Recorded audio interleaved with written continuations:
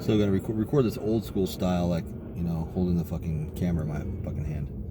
I'm gonna add to the Justin Jet Chronicles. There was this one time at the house we were living at, Justin's house.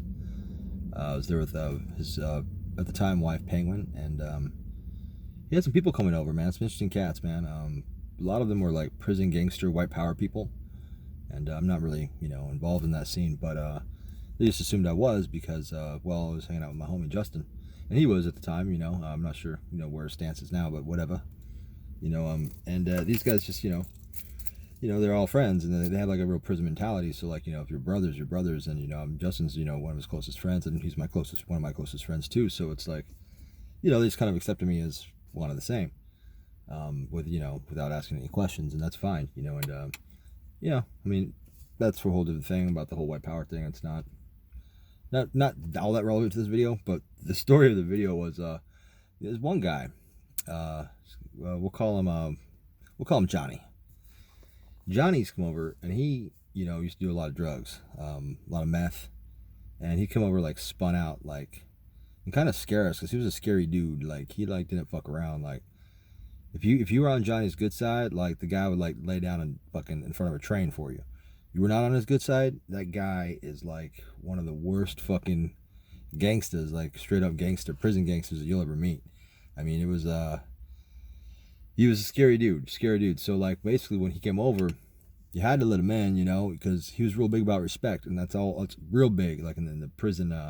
That's like in the top 2 prison do's and don'ts is, you know, respect.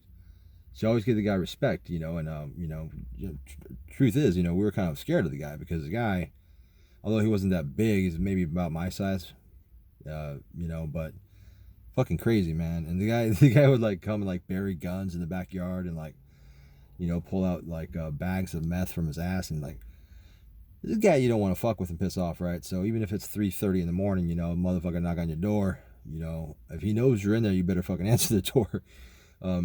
There was one time we had this guy over, man. A cool guy, man. I mean, he just was a little green behind the ear and didn't really realize how the whole prison mentality worked. And, you know, it's unfortunate because he was a cool guy, but I guess, like, you know, he was saying some political shit, and it started to upset Johnny.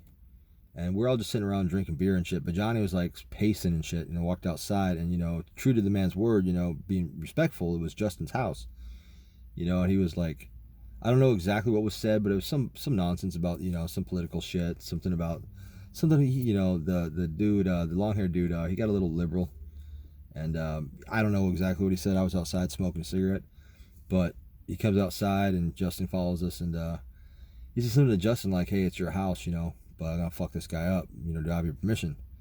And again, you don't want to tell Johnny no. I don't think anybody wanted this guy to get fucked up, but at the same time, it was like, I mean, I don't really have an opinion on it, because I don't know what the guy said. I mean, I do have an opinion in the sense where the guy didn't deserve to be fucked up this bad. But Johnny, you know, Justin says something like, you know, do what you got to do, or something to that effect. And so the dude walks inside, and there's a pair of brass knuckles. Why is there brass knuckles? His weapon's like laying around all over. But Johnny looks around, and Johnny, you know, this long-haired dude, you know, he wasn't gonna fight, you know what I mean? But he didn't have any warning either, though. Like, you know, he's sitting down in a chair, and Johnny, you know, grabs a pair of brass knuckles, like walks up, and he's standing like halfway across the room. He's staring at this guy, and he's like squeezing these knuckles, and I watch this. He like fucking runs, like, and does this like Superman flying punch, like, raw, hits the guy right in the forehead, with brass knuckles. I mean, it's kind of excessive, right? And the guy falls back out of the chair, knocks the whole chair over. It's like a lazy boy, right? Falls down, gets up, and runs and bolts outside, which is wise. And Johnny, I don't know what Johnny did. I followed the guy who got hit, the long-haired guy, because I knew him, and I knew he was hurt. I walked outside, and he had this gash across his forehead right here. You know, he had a goose egg, you know. He wasn't bleeding that bad, but, you know, he was bleeding. He was on the phone about to call the cops, and my boy Justin was on papers, like, you know, on parole, or probation, not parole, but, yeah, so we didn't want any cops around, but, I mean, the guy, you know, was in his rights to, you know, call the cops. I mean, he's in his right to retaliate in whatever way he saw fit, but we couldn't have the cops over, you know, because being on, you know, probation and shit, anything like that, especially any some sort of violence and weapons, all that shit would have been bad. But so long story short, you know, I talked the guy to calling the cops. I'm just like, hey, You know, just put the phone down. Look, I'll go home with you, because he lived like fucking 40 minutes away. Like, I'll go back to your house with you, man. You know, just don't call the cops right now. We'll do the situation later. There's nothing you can do. And I'm like, Johnny's already gone. And I think Johnny might have been gone, but I'm not sure. But either way, I'm just like, Johnny's gone. If you call the cops gonna come over here. Justin's gonna get in trouble. Nothing's gonna happen because Johnny's not here, and we don't know Johnny's name, which we did, but obviously I'm not gonna give that up. But like, so it's like, you know, you call the cops gonna come. Justin's gonna get in trouble, and they're not gonna do anything because there's no Johnny. There's no you know, there's no suspect. The suspect's gone, and we don't know where he lives. We don't know what his last name is. So, yeah, I felt bad, and like, you know, so I went back to this guy's house. So that kind of diffused the situation, so he didn't call the cops. I drove for him and shit, because he had, you know, probably seeing stars for a while. He was also drunk, you know. We were all drunk, but whatever, you know. I just drove, and that was pretty much the story, you know. It's like, it's one way to defuse the situation. I stayed at that guy's place for like 2 days because I couldn't get back, you know, and I really don't want to, but, you know, I mean, the guy was cool and all. It's just, you know, it was just one of those fucked up nights, man. And I tell you what, you know, some of these prison gangsters, man.